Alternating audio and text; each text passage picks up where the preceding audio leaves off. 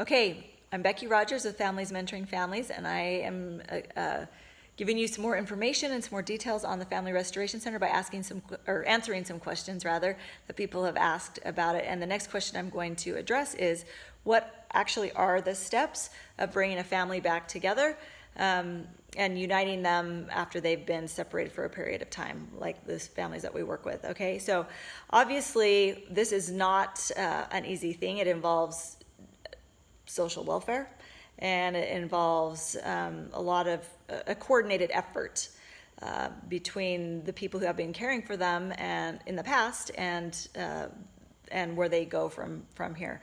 But once we receive them on our end, the process looks like number one, we have to assess the needs, right? And they're different. Every family needs are different.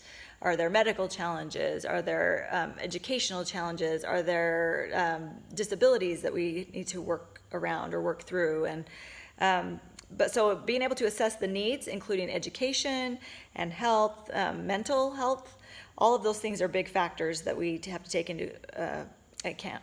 And another thing that you might not think about is being able to vet that family or the people coming to the restoration center to make sure they actually are in the situation that they say they are. It's a pretty common thing for people if they think they can just get help who are desperate to, or even not desperate, but think that they can receive help like that to pose as a situation that they might not be. So being able to follow, we actually have a protocol for that that we learned from another organization that does the same thing. So that's the first thing. The first thing is to assess the needs of the family, of the children, and also of the parents. And the second thing is to assess the skills.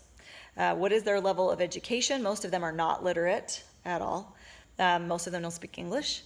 So being able to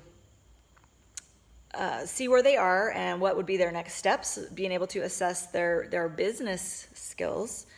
Even if they have a vocation or they're trained in a certain thing, a lot of times we find that they don't have the knowledge necessary to be able to be very profitable in their business, even though they have the skills in order to do the business. So both of those things are very different, and we get to look at all of those together. So assessing their social skills, that's another aspect, and their family skills. How are they able to actually live together and get along? How do they understand each other? How do we prevent like physical or verbal or emotional or sexual child abuse, making sure that the family is actually a safe place for those children to be is also included in that, and it's very important that we cover all of those things. So the third thing is to establish a personalized action plan with them.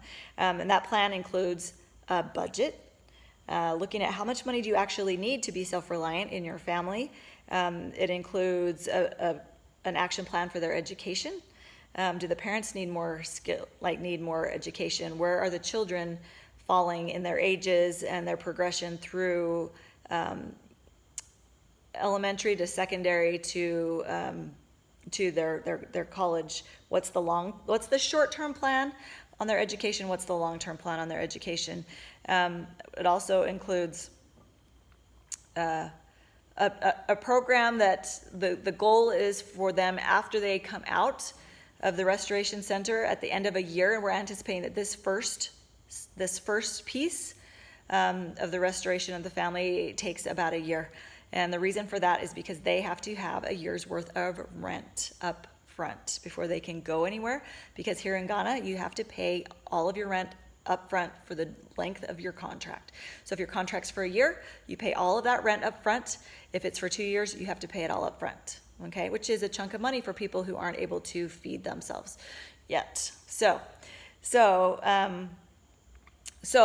part of that program is that, and part of the goal is by the completion of that year that they have enough of that money saved up.